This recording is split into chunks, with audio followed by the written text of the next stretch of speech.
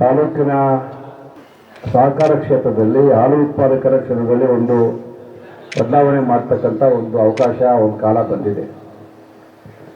ಹೊಸದಾಗಿ ಏನು ಚುನಾವಣೆ, ಬೆಂಗಳೂರು ಡೈರಿ ನಿರ್ದೇಶಕರಿಗೆ ಏನು ಚುನಾವಣೆ ಆಗ್ತದೆ, ಆ ಚುನಾವಣೆಯಲ್ಲಿ ತಾವು ಲಿಂಗೇಶ್ ಕುಮಾರ್ ಅವ್ರನ್ನ ಗೆಲ್ಲಿಸ್ಕೊಡ್ಬೇಕು, ತಮ್ಮ ಸಹಕಾರ ಬೇಕು ಅಂತೇಳಿ ಕೇಳಲಿಕ್ಕೆ ನಾವೆಲ್ಲ ವೇದಿಕೆ ಮೇಲೆ ಬಹಳಷ್ಟು ಜನ ಎಲ್ಲರೂ ಮಾತಾಡಿದ್ದಾರೆ. ನಿಮಗೆಲ್ಲರಿಗೂ ಗೊತ್ತಿದೆ, ತಾವು ಬಂದಿದ್ದೀರಿ. ನೀವೆಲ್ಲರ ಮನಸ್ಸಲ್ಲೂ ಕೂಡ ಬದಲಾವಣೆ ಆಗಬೇಕು ಅನ್ನೋ ಒಂದು ಭಾವನೆ ಇದೆ ಅಂತೇಳಿ ನಾನು ನನ್ನ ರಾಜಕೀಯ ಮರಂದಲ್ಲಿ ಬಹಳಷ್ಟು ಜನಕ್ಕೆ ಮಾತಾಡಿದಾಗ ತಿಳ್ಕೊಂಡಂಥ ಭಾವನೆ. ನಾವು ಅದಕ್ಕೆ ಪೂರಕವಾಗಿ ಕೆಲಸ ಮಾಡ್ತೀವಿ. ನೇರವಾಗಿ ನಾನು ಈ ಚುನಾವಣೆ ಕಣಕ್ಕೆ ಇಳಿತೀನಿ. ಈ ಚುನಾವಣೆಯಲ್ಲಿ ಬದಲಾವಣೆ ಮಾಡಬೇಕು, ಲಿಂಗೇಶ್ ಕುಮಾರ್ ಅವರನ್ನು ಗೆಲ್ಲಿಸಬೇಕು.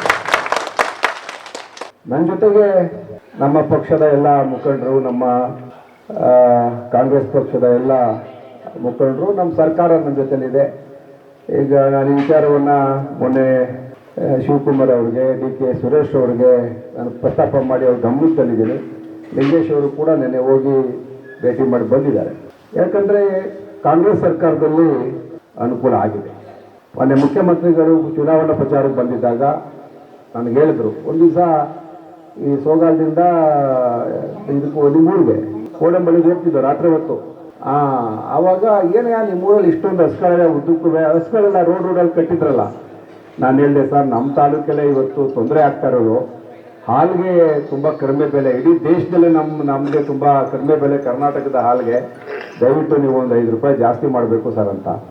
ಹೌದೇನ್ರಿ ಅಂತೇಳಿ ಎಲ್ಲ ಕೇಳಿ ಅಂಕಿಅಂಶ ತಗೊಂಡು ಅವತ್ತಿಂದ ಶುರುವಾದದ್ದು. ನಾವು ಅವ್ರಿಗೆ ಒತ್ತಡ ಆಗ್ತಾನೆ ಬಂದು, ಇದೇನು ನನ್ನೊಬ್ಬನ ಪ್ರಯತ್ನ ಅಲ್ಲ, ಒಟ್ಟಾರೆ ನಿಮ್ಮ ಕೂಗು ಇತ್ತು, ನಮ್ಮ ಹಾಲು ಉತ್ಪಾದಕರ ನೋವಿತ್ತು. ಬಹಳಷ್ಟು ಜನ ಶಾಸಕರು, ಅದಕ್ಕೆ ಸಂಬಂಧಪಟ್ಟವರು, ನಮ್ಮ ಮಾಯಗನಹಳ್ಳಿ ನಾಗರಾಜು ಕೂಡ ನನಗೆ 10 ಸಾರಿ ಫೋನ್ ಮಾಡುವ, ಸರ್ ಬನ್ನಿ ಸರ್, ಹೇಳಿ ಸರ್ CMಗೆ ಅಂತೇಳಿ. ಹಿಂಗೆಲ್ಲರೂ ಒಟ್ಟಾದ ಒಂದು ಪ್ರಯತ್ನದಲ್ಲಿ ಇವತ್ತು ಹಾಲು ಒಂದು 5 ರೂಪಾಯಿ ಜಾಸ್ತಿ ಸಿಕ್ಕುತ್ತೆ. ಏನು ಭಾಳ ಲಾಭ ಸಿಗುತ್ತೆ ಅಂತ ಹೇಳ್ತಾ ಇಲ್ಲ. ನಾನು ಭಾಳ ದೇಶಗಳಲ್ಲಿ ಹಾಲನ್ನ ಬಗ್ಗೆ ರೇಟ್ ಕೇಳಿದ್ದೀನಿ.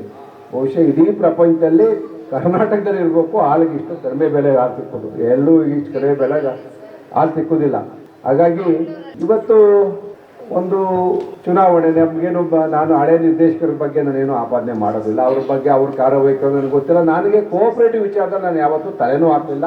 ನಿಮ್ಮ ಯಾವುದೇ ಬೇರೆ ವಿಚಾರದಲ್ಲಿ ನಾನು ಇಷ್ಟು ವರ್ಷ ನನ್ನ ಸುದೀರ್ಘ ರಾಜಕೀಯ ಜೀವನದಲ್ಲಿ ಒಬ್ಬರು ಕಾರ್ಯದರ್ಶಿಗೆ, ಯಾರೋ ಕೆಲವರು ಮುಖ ಪರಿಚಯನೇ ಬರ್ತು, ಇದು ಯಾರು ಏನು ಅಂತ ನನ್ನ ಕ್ಷೇತ್ರ ಅಲ್ಲ ಅಂತ ನಾನು ಇಷ್ಟು ದಿನ ಭಾವಿಸ್ಕೊಂಡಿದ್ದೆ.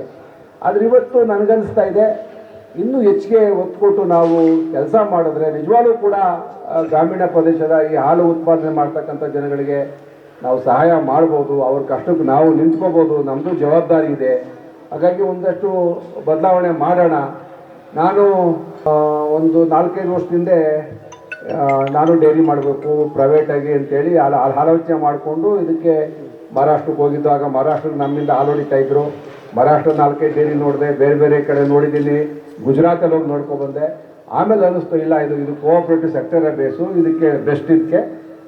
ಇದು ಖಾಸಗೀಕರಣಕ್ಕಿಂತ ಕೋಆಪ್ರೇಟಿವ್ ಮೂಮೆಂಟಲ್ಲೇ ನಡೀಲಿ ಅಂತೇಳಿ ಆಗ ಹುಟ್ಟಿದಂಥ ಅನ್ವೇಷಣೆ. ನಾನು ಹಾಲಿನಲ್ಲಿ ಏನೇನು ಮಾಡ್ಬೋದು, ನಾವಿನ್ನೂ ಭಾಳ ಬೇಸಿಕಲ್ಲೇ ಇದ್ದೀವಿ. ನಿಜ ಹೇಳ್ಬೇಕಂದ್ರೆ ಹಾಲಿನ ಉತ್ಪನ್ನಗಳನ್ನು ಮಾಡೋದ್ರ ಮುಖಾಂತರ ಇನ್ನೂ KMF ಆಗ್ಬೋದು, ಬೆಂಗಳೂರು ಡೇರಿ ಆಗ್ಬೋದು, ಇನ್ನೂ ಅವರು ಇನ್ನೂ ಪ್ರಿಲಿಮಿನರಿ ವ್ಯವಸ್ಥೆಯಲ್ಲೇ ಇದ್ದೀವಿ. ಇನ್ನೂ ಚೆನ್ನಾಗಿ ಇಂಪ್ರೂವ್ ಆಗಬೇಕಂತಂದರೆ ಭಾಳ ಕೆಲಸಗಳಾಗಬೇಕು. ಇನ್ನೂ ಹಾಲು ಉದ್ಯಮ ಬೆಳಿಬೇಕು, ರೈತರಿಗೆ ಇನ್ನೂ ಸಮರ್ಪಕವಾದ ವೈಜ್ಞಾನಿಕ ಬೆಳೆ ಸಿಗಬೇಕು. ನಿಮ್ಮ ಶ್ರಮ, ನಿಮ್ಮ ಹೋರಾಟ, ಯಾಕೆಂದರೆ ಪ್ರತಿಯೊಬ್ಬರಿಗೂ ಸಮರ್ಪಕವಾಗಿ ದುಡ್ಡು ಕೊಟ್ಕೊಂಡು ರೈತರಿಗೆ ಸಪೋರ್ಟ್ ಮಾಡ್ಕೊಂಡು ಉದ್ಯಮವನ್ನು ಚೆನ್ನಾಗಿ ನಡೆಸ್ಕೊಂಡು ಬರ್ತಾ ಇದ್ದೀರಿ. 3 ಲಕ್ಷಕ್ಕೆ ರೀಚ್ ಆಗಿತ್ತು ಅಂತ ಹೇಳ್ತಾರೆ ಹಾಲು.